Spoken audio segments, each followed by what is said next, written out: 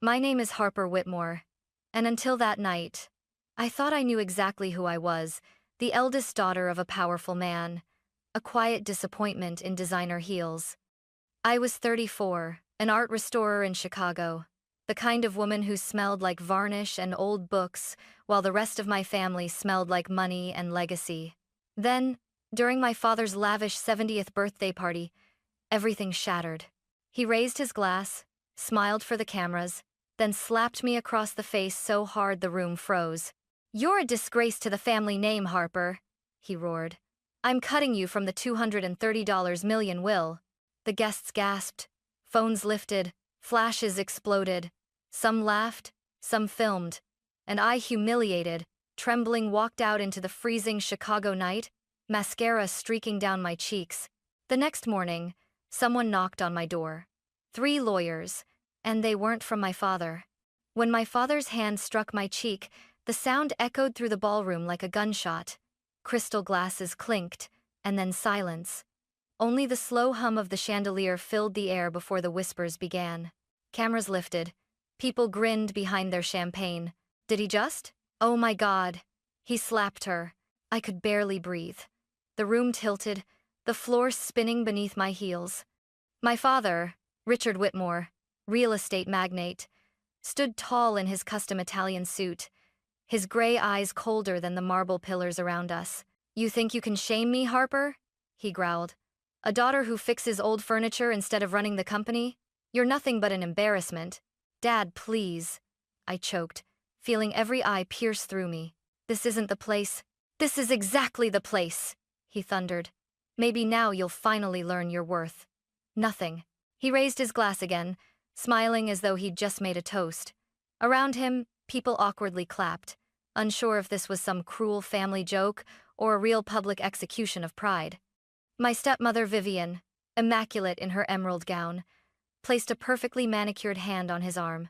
"Richard, enough," she whispered, but her voice trembled, not with pity, with fear. I turned away, blinking back tears, but the flashes from dozens of phones followed me. My younger brother Cole, the heir apparent, looked at me with something between pity and victory. "Harper, just leave," he murmured.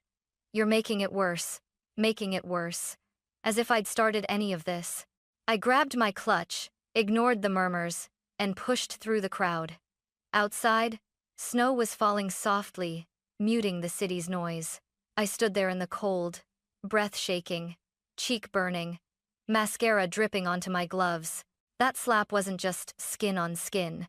It was 34 years of resentment condensed into one brutal act. I'd never wanted my father's empire, only his respect. And now, in front of 200 people, he'd made sure the world knew I was no longer a Whitmore. I called a cab, but my phone wouldn't stop buzzing, notifications exploding. A number, "Billionaire Dad Slaps Daughter," was already trending. By the time I got home, the video had millions of views. My shame was now viral content. I locked my apartment door, slid down to the floor, and screamed until my throat went raw. I stared at my reflection in the window, the bruise forming along my jawline, and whispered to myself, "You're free now. You're free." But I didn't believe it. Not yet, because freedom shouldn't feel this empty. That night, as snow piled outside, I didn't know my entire life my very name was built on someone else's tragedy. The next morning, when the knock came at my door, it wasn't the press, or my father begging forgiveness. It was something far more unbelievable. At first, I thought it was the reporters. The pounding on my door came sharp and steady, 3 precise knocks that made my coffee tremble in the mug. I hesitated, heart still raw from the chaos of last night. "Miss Whitmore?" a woman's voice called, calm and professional. "We're here on behalf of your biological father."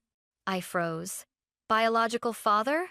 I opened the door just a few inches. Standing there were 3 people who looked as though they'd walked straight out of a courtroom drama, a tall woman with silver-streaked hair tied neatly back, flanked by 2 men in immaculate suits. The woman extended a business card. "Judith Blackwell, Senior Partner, Blackwell and Hartman LLP. "May we come in, Miss Whitmore?" she asked gently. "This conversation isn't one for a hallway." I hesitated, then stepped aside. My apartment small, cluttered with art supplies and unfinished projects, suddenly felt like a confession booth. Judith took a seat at my kitchen table, folding her hands. My colleagues are Mr. Reeves and Mr. Chen. We represent Mr. Magnus Carver. The name meant nothing to me. Who? She inhaled slowly. Your biological father, Miss Whitmore. He's been searching for you for 35 years. The words didn't make sense. I laughed, half disbelief, half hysteria. You've got the wrong person. My father's Richard Whitmore, unfortunately still very much alive and yelling at the news. Judith exchanged a glance with the younger man. He opened a leather briefcase and carefully placed a thin file on the table. My name, Harper Whitmore, was printed neatly on the tab. This file, Judith said, sliding it toward me, contains records from the Portland Police Department. A missing child case, June 1990. Female infant, 6 months old. Name, Lila Carver. I felt something twist in my stomach. That's not me. Judith's eyes softened. Your DNA says otherwise. I stared at her, waiting for the punchline that never came. Then, she pulled out a photograph, a young couple smiling in a park, holding a baby wrapped in a yellow blanket. The man had dark hair and green eyes. The woman had my smile. My exact smile. This was taken 2 weeks before the kidnapping, Judith said quietly. The bracelet on the baby's wrist look familiar? I glanced down at my own wrist. The small silver bracelet I'd worn since childhood engraved with a tiny train engine glimmered in the morning light. My breath caught. No, I whispered.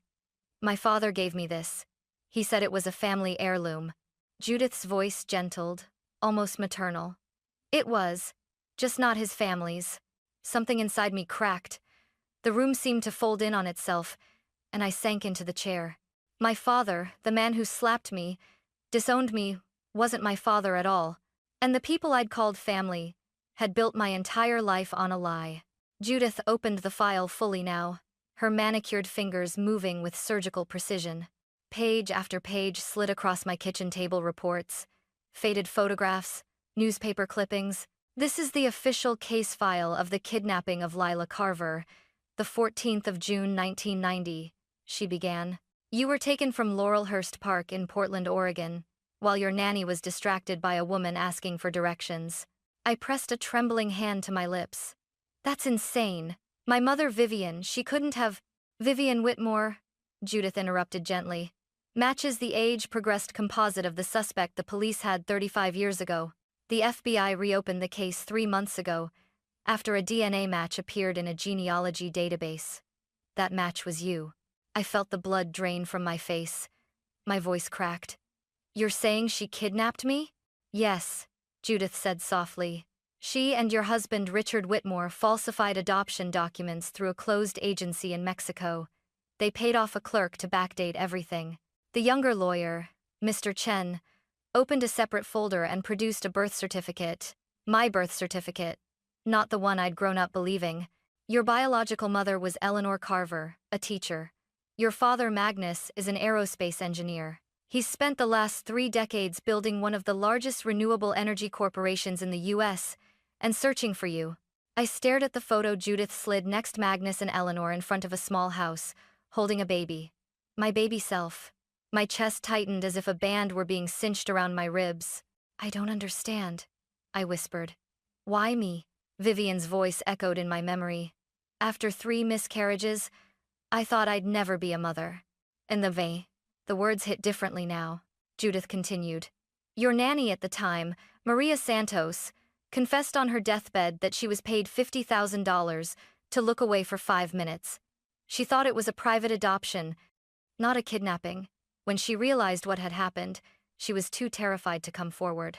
I felt nauseous. I wanted to scream, to deny everything, but the proof lay right there, neat, chronological, undeniable. Mr. Reeves, the older lawyer, spoke for the first time, his voice kind but firm. Mr. Carver never gave up hope.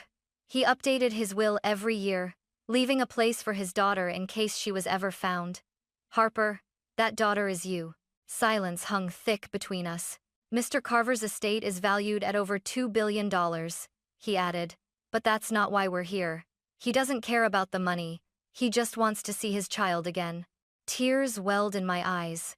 I didn't know if they were from shock, grief, or the sudden understanding that my entire existence, every birthday, every photo had been someone else's tragedy.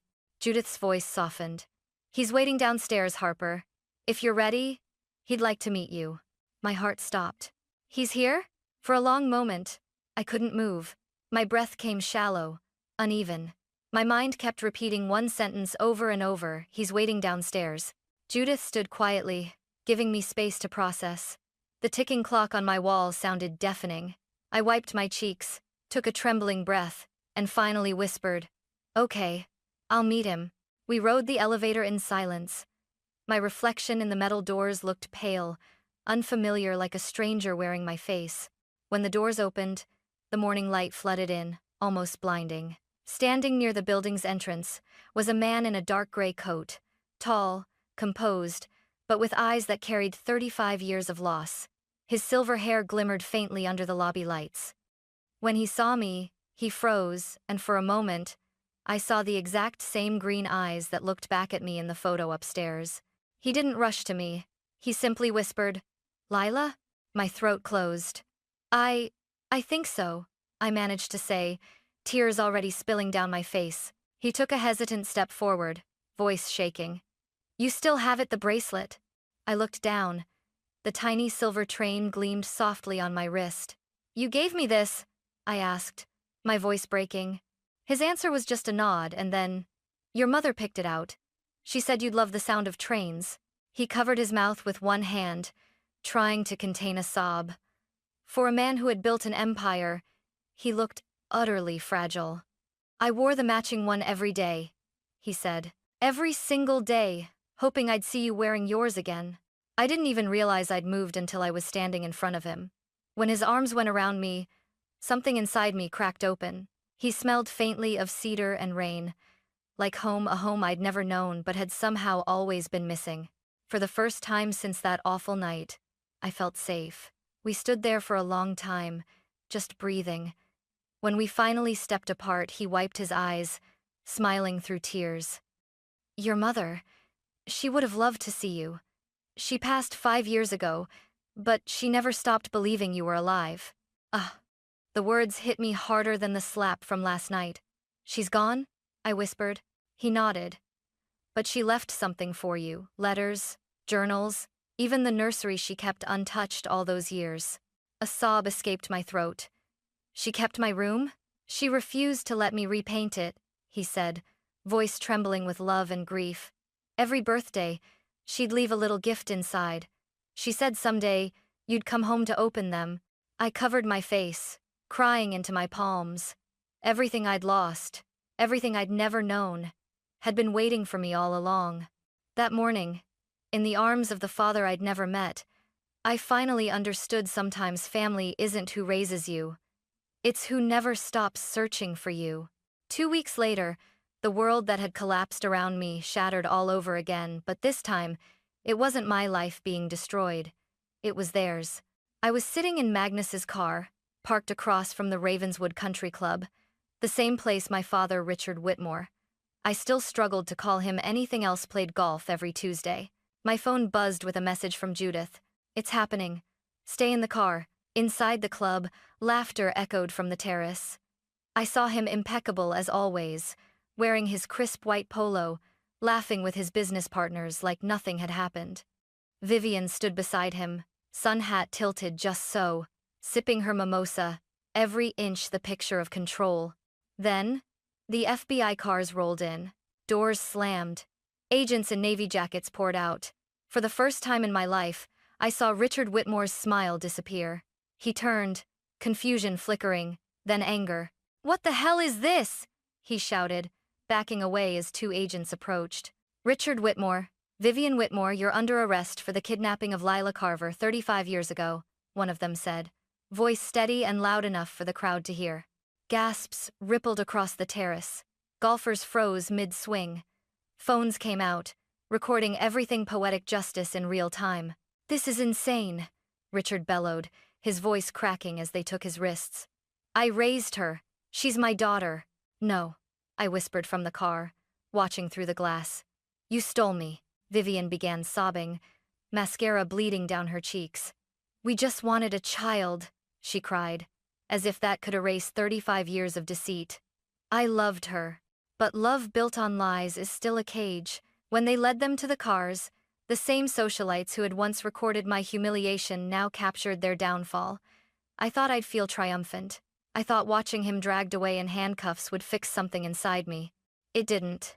I only felt hollow. Magnus reached over, resting a hand gently over mine.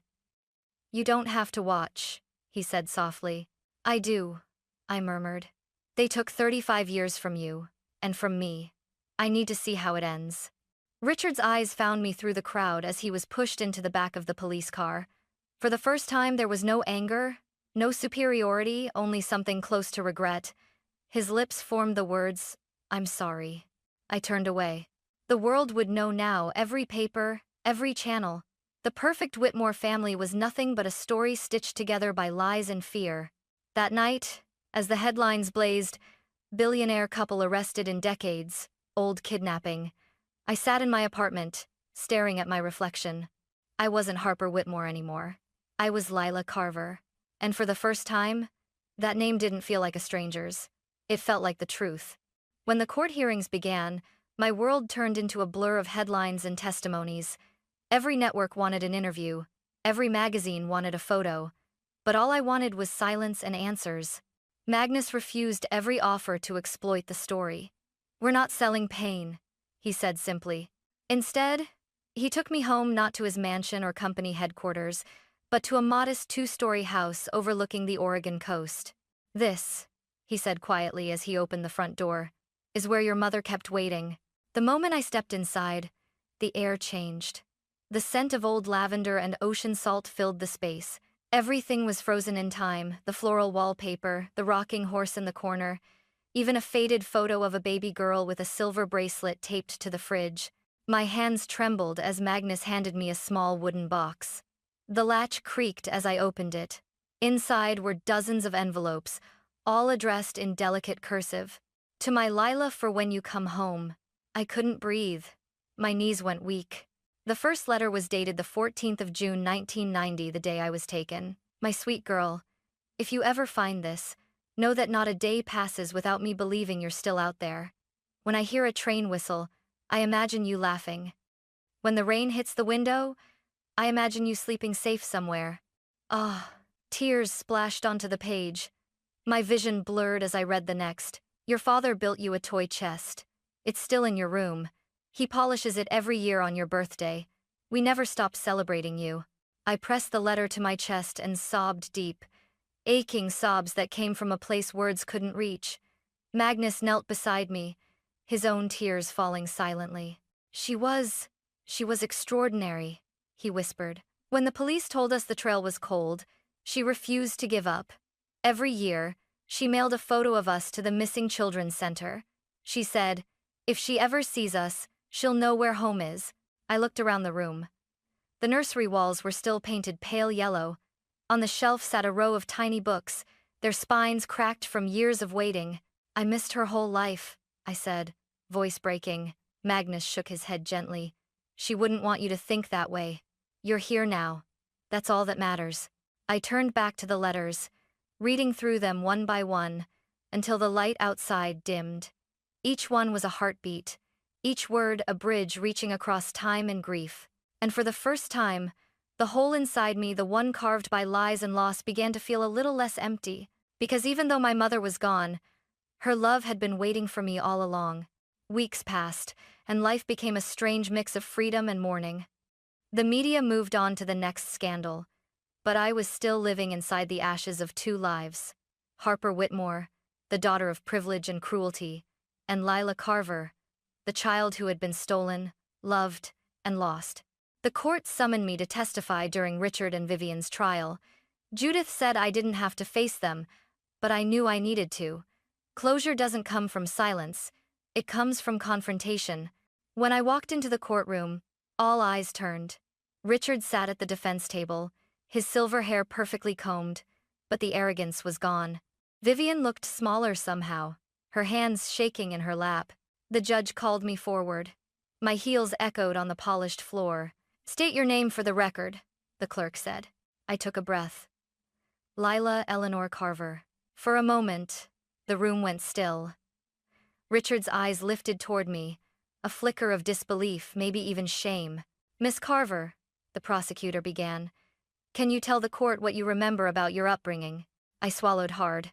I remember being told love came with conditions, I said, my voice trembling at first but growing stronger. That success meant obedience, that affection had to be earned. I didn't realize until now, none of that was love. It was control. Richard's jaw tightened. Vivian started to cry softly, whispering, I'm sorry, Harper. I turned to her. My name is Lila. The prosecutor nodded at me to continue. I used to think my father's approval was the only thing that mattered, I said, my throat thickening. But now I understand something love that destroys someone's spirit isn't love at all. You didn't raise me. You trained me to be afraid of failing you. Tears blurred my vision. But you couldn't erase who I really was. Even after everything, the truth still found me. The courtroom was silent, except for the scratching of the stenographer's keys.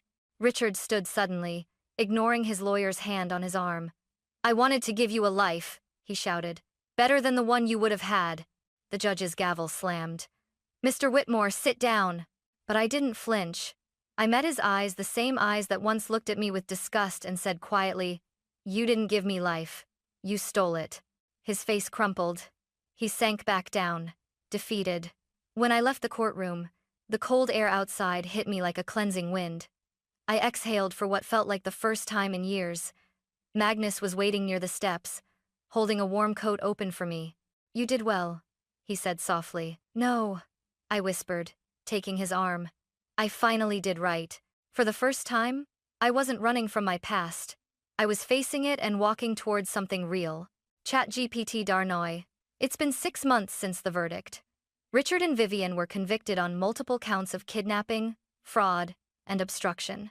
They'll spend the rest of their lives behind bars, two people who built their empire on deceit, now confined by their own lies. The news called it the Whitmore scandal of the century. But for me, it wasn't a scandal. It was liberation. I sold my apartment in Chicago. I couldn't stand the city anymore. Every corner whispered the ghost of who I used to be. Magnus offered me anything I wanted. A home, a trust, even a seat on the board of his company. But I told him no. I need to build something myself, I said. Something honest. So I reopened a workshop in Portland, the city where it all began. I called it Eleanor's Hands, after the mother who never stopped believing I'd return. The space smelled of sawdust and varnish again, just like before. But this time, it wasn't an escape. It was a tribute. Sometimes Magnus visits.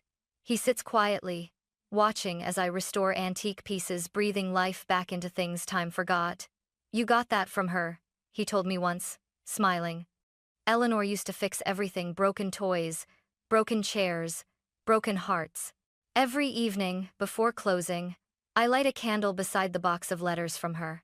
I've read each one at least a dozen times.